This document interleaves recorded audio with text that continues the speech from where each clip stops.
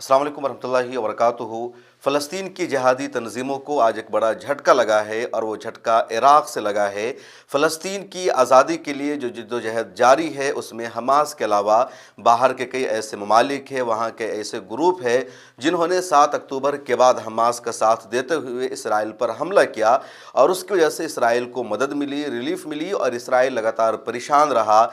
लेकिन हिज़्बुल्लाह का हमला बंद हो जाने के बाद अब इराक़ के मुज़ाहमती ग्रुप ने भी इसराइल पर हमला बंद करने का ऐलान किया है। इसराइल पर हमला करने से इनकार कर दिया है और एक तरह से ये फ़लस्तीनी ग्रुप का एक बड़ा नुकसान है, क्योंकि इसराइल इस वक्त कई सारे हमलों का शिकार हो रहा था और इसराइल की परेशानी लगातार बढ़ती जा रही थी। ख़ासतौर पर गज़ा पट्टी में जिस तरह इसराइली आर्मी मौजूद थी और इसराइली आर्मी पर गज़ा पट्टी में हमला हो रहा था, उसके अलावा इसराइल पर वेस्ट बैंक में भी हमला होने लगा था। इधर लेबनान से हिज़्बुल्लाह का हमला जब तेज़ी से बढ़ने लगा तो इसराइल की नींद हराम हो चुकी थी, इसराइल की परेशानी बढ़ चुकी थी और इसराइल ने मजबूर होकर जंगबंदी का समझौता किया लेबनान के साथ और फिर हिज़्बुल्लाह का हमला इस वक्त इसराइल पर बंद हो चुका है।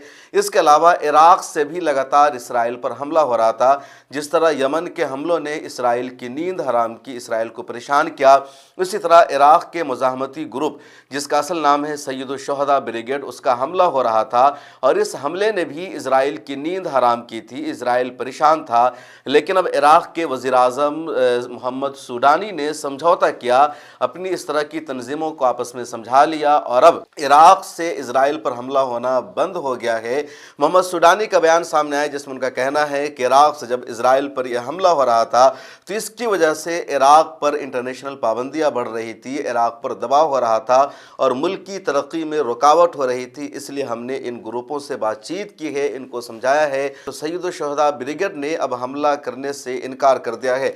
सैयदुश शुहदा ब्रिगेड और ये जो पूरा मुज़ाहमती ग्रुप है, इसके एक ज़िम्मेदार का बयान भी सामने आया जिसमें उनका कहना है कि हमारे जो दूसरे ग्रुप्स थे वो सभी हमला करने पर एग्री नहीं थे। उन लोगों का भी यही एहसास था कि इस हमला की वजह से हम अपने मामलों में ज़्यादा उलझ रहे हैं, हम पर आलमी पाबंदियाँ ज़्यादा लग रही है, इसलिए अच्छा यही है कि हम समझौता करें और अपने मुल्क के वज़ीर-ए-आज़म के साथ इस ग्रुप ने समझौता किया और इस समझौता के बाद इस ग्रुप ने इसराइल पर हमला करने से इनकार कर दिया है। तो हमास को, फ़लस्तीनी ग्रुप को बाहर से जो रिलीफ मिल रही थी, जो मदद मिल रही थी, उसमें से एक और बड़ा उनको झटका लगा है। इससे पहले हिज़्बुल्लाह ने इसराइल पर हमला करना बंद कर दिया क्योंकि समझौता हो गया। शाम से तो पहले भी कोई मदद नहीं मिल रही थी और अब भी कोई मदद नहीं मिल रही है। इधर गज़ा पट्टी पर इसराइल का हमला लगातार जारी है और पिछले 3 दिनों से कमाल अदवान हस्पताल का अहाता कर रखा है, मुहासरा कर रखा है इजरायली आर्मी ने और रोज़ाना वहाँ पर हमला हो रहा है। और अब तक इसराइली हमला में गज़ा पट्टी में 45,338 आम फ़लस्तीनी शहीद हो चुके हैं, जिनमें 70% तादाद ख़वातीन की और मासूम बच्चों की है। एक रिपोर्ट के मुताबिक इनमें शहीद होने वालों में सिर्फ 21,000 स्कूल के मासूम बच्चे शामिल हैं और ये तादाद लगातार बढ़ती जा रही है। घरों पर, खाली इलाकों पर, टेंटों पर अब इसराइल का हमला हो रहा है।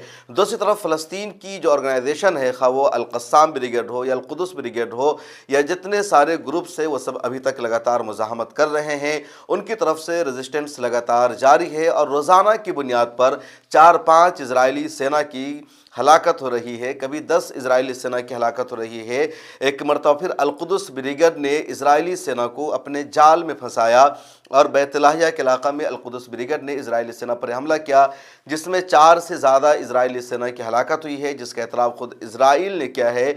इसके अलावा अल-क़ुद्स ब्रिगेड ने, अल-क़स्साम ब्रिगेड ने और दूसरे मुजाहिदीन के ग्रुप्स ने मुख्तलिफ़ इलाक़ों में इजराइल के जहाज़ों पर, उनके टैंकों पर, उनके बुलडोज़र पर हमला किया है, लगातार नुकसान पहुँचाया है और उसकी जो अपडेट है, जो डिटेल्स है, वो लगातार अल-क़स्साम ब्रिगेड की तरफ से, हमास की तरफ से आ रही है। रेजिस्टेंस लगातार जारी है। इधर एक और बड़ी खबर सामने आई कि गज़ा पट्टी की बहुत ही मशहूर शख्सियत और एक नौजवान है वला जमू, उसको भी इसराइल ने हमला करके शहीद कर दिया और सिर्फ उसको नहीं बल्कि वला को, उसके शौहर को, उसकी बहन को, सबको इसराइल ने हमला करके शहीद कर दिया। आप ये तस्वीर सोशल मीडिया पर वायरल हो रही जिसको देख सकते हैं और इसके बाद इसकी नमाज जनाजा में भी बड़ी तादाद में वहाँ की आवाम ने शिरकत की। इसके अलावा वेस्ट बैंक का जो एरिया है फ़लस्तीन का, तो उसके नाबलस में लगातार इजराइल की तरफ से रेड जारी है और इजरायली आर्मी लगातार वहाँ रेड कर रही है, घर घर जाकर हमला कर रही है, छापामारी कर रही है और फ़लस्तीनियों को वहाँ से उठाकर जेल में बंद किया जा रहा है, उनको मारा जा रहा है, उन पर जुल्म किया जा रहा है। तो वेस्ट बैंक की ये पूरी ताज़ा तरीन सूरत हाल है। इधर गज़ा पट्टी में मज़ाहमत जारी है और इसराइल का हमला भी बढ़ता जा रहा है। जंगबंदी और सीज़ फायर के लिए जो कोशिशें हो रही थी, जो बातचीत हो रही थी, तो बातचीत एक नतीजा तक पहुँच रही है और काहिरा में इसराइल का जो ग्रुप था अब वापस इसराइल लौट चुका है और इंटरनल बातचीत होगी कि किस तरह जंगबंदी के इस सिलसिले को आगे बढ़ाना है, कैसे पूरा प्रोसेस होगा। तो ताज़ा तरीन अपडेट है गज़ा पट्टी और फ़लस्तीन की। इस वीडियो में इतना ही, मुझे दीजिए इजाज़त। मिल्लत टाइम्स को जारी रखने और मजबूत बनाने के लिए हमारी आर्थिक सहायता कीजिए। ये एक आजाद मीडिया हाउस और कमजोरों की आवाज है। आप हमें देखें, सुने, पढ़ें और हर महीने ज्यादा नहीं, सिर्फ 100 रुपए से मदद करें। डिटेल्स डिस्क्रिप्शन में मौजूद हैं।